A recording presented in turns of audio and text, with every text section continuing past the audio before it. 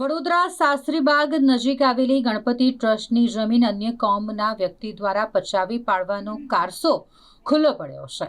આ મામલે જિલ્લા કલેક્ટર દ્વારા સુઓ મોટો દાખલ કરવામાં આવી છે અને જરૂર પડશે તો પછી લેન્ડ ગ્રેબિંગનો કેસ પણ દાખલ કરાશે તેવી માહિતી મળી રહી છે।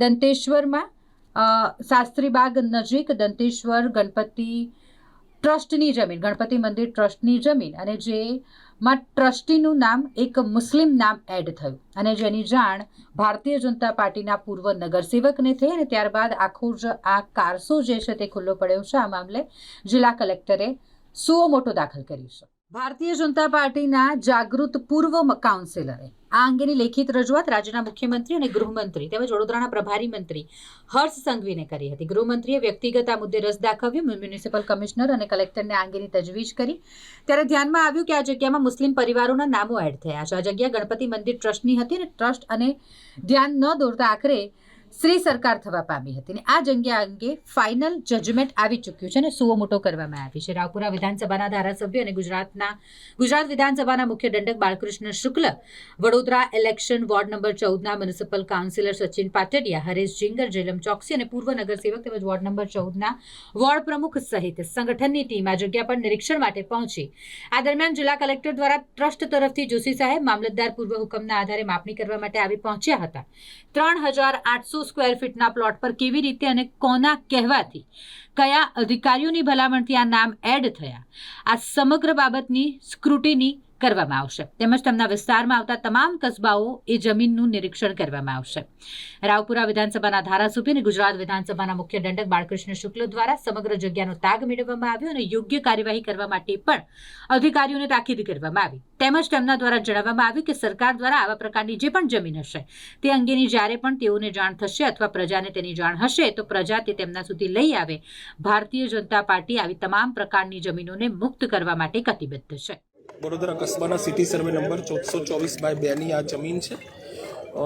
જૂના સર્વે નંબર 71-72 છે, જે ગ્રામ્ય વિસ્તાર ગણાય એ મુજબના, અને સરકારશ્રી દ્વારા હુકમ થયો છે ટ્રસ્ટનું નામ દાખલ કરવા બાબતનું અને સરકારશ્રી પક્ષે આજે હું અહીંયા એના અનુસંધાને જ ઉપસ્થિત રહેલો છું। કયું ટ્રસ્ટ છે? શું હવે આગળ? શ્રી ગણપતિ મંદિર ટ્રસ્ટ છે। આવું કોઈ ટ્રસ્ટ હાલમાં હજી તપાસ ચાલુ છે કે આવું કોઈ ટ્રસ્ટ જૂનું નોંધાયેલું એના નામ હોય તો એની ચેરિટી કમિશનર કચેરી પણ તપાસ ચાલુ છે। હાલ ટ્રસ્ટ વતી હું ઉપસ્થિત થયો છું પોઝેશન સંભાળવા માટે। સર, આ જમીન આખો વિવાદ કઈ રીતથી થયો અને કોણ એન્ટર થઈ ગયું હતું, કયા પ્રકારે તમારી પાસે પ્રાથમિક શું માહિતી છે?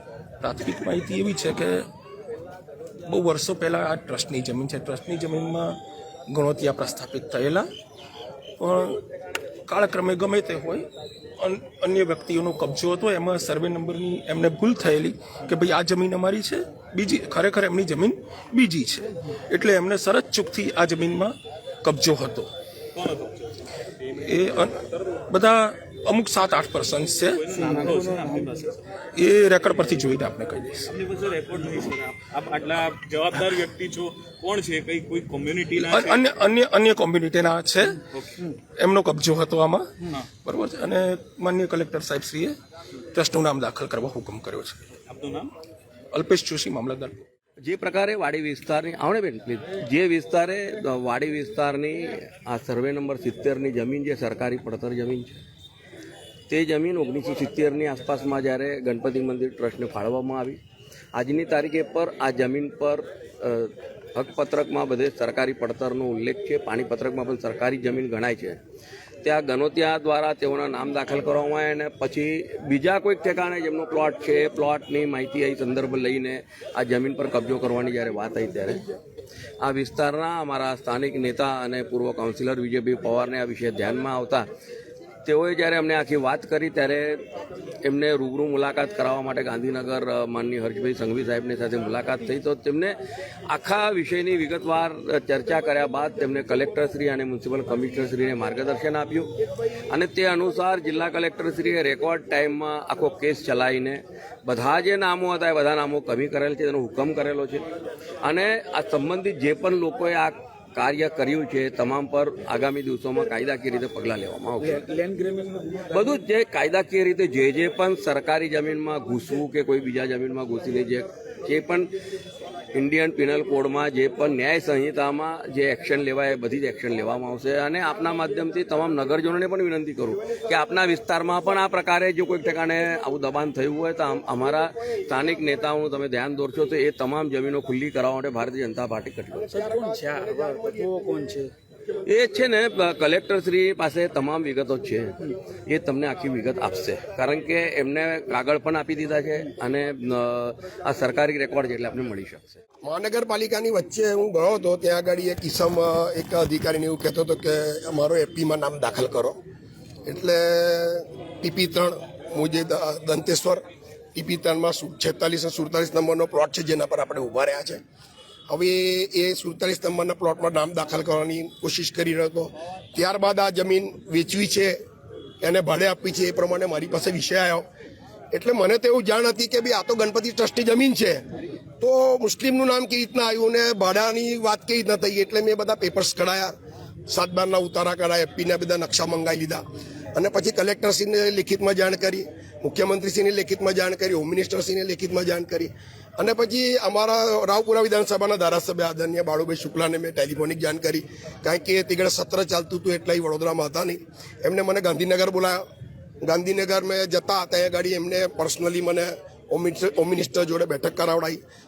હોમ મિનિસ્ટર સાહેબે બધા પેપર્સ જોયા, કારણ કે વડોદરાના પ્રભારી મંત્રી છે એટલે એમને કાળજીપૂર્વક બધો પેપર્સ ધ્યાન કર્યા અને પછી ત્યાંથી જ કલેક્ટરને બી ટેલિફોનિક જાણ કરીને વાત કરી, મ્યુનિસિપલ કમિશનરને બી વાત કરી અને પછી આ કેસ ચાલુ થયો કલેક્ટરની અંદર.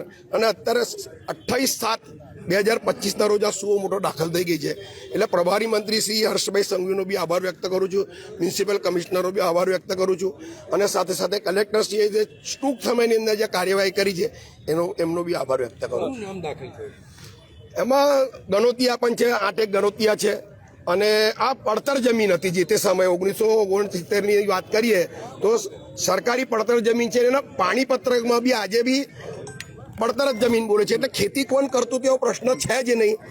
એટલે પડતર અને ટ્રસ્ટવાળા કોઈ ઠેકાને ધ્યાન આપ્યું નહીં. આ જમીનની અંદર આજ દિન સુધી ટ્રસ્ટવાળાએ ધ્યાન નહીં આપ્યું અને પછી ધીરે ધીરે એની અંદર ગણોતિયા બી દાખલ થઈ ગયા અને આ મુસ્લિમના જે વારસદારો એ બી દાખલ થઈ ગયા. કોણ છે મુસ્લિમ? કયા શું નામ છે? એ આશા બીબી આ હાજી રાજે કરી છે, એમના વારસદારો છે.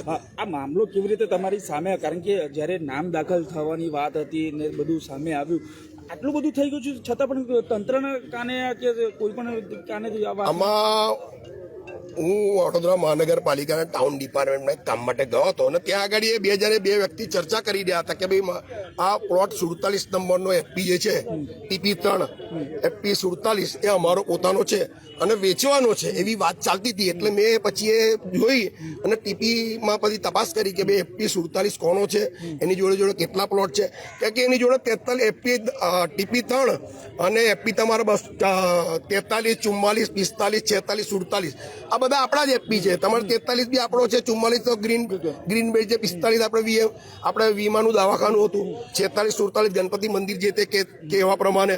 તો આ મુસ્લિમ વ્યક્તિનું નામ કેવી રીતે દાખલ થઈ ગયું અને વેચવા ફરતો હોય તો એ મને બધા પેપર્સ મોકલીને પછી મેં લેટર. ગંભીર બાબત માનો છો? ગંભીર બાબત એવી છે કે આ તો સુઓ મોટો થઈ ગયા પછી આની તપાસ થવી જોઈએ કે આ નામો કેવી રીતના દાખલ થયા, આની પાછળ કેટલા વ્યક્તિઓ કામ કરતા હતા, એ દરેક પર પોલીસ ફરિયાદ થવી જોઈએ અને બધાને જે પ્રમાણે આપણે વ્હાઇટ હાઉસની અંદર આપણે કામ કર્યું એ પ્રમાણે એમને બી જેલ ભેગા કરવા જોઈએ.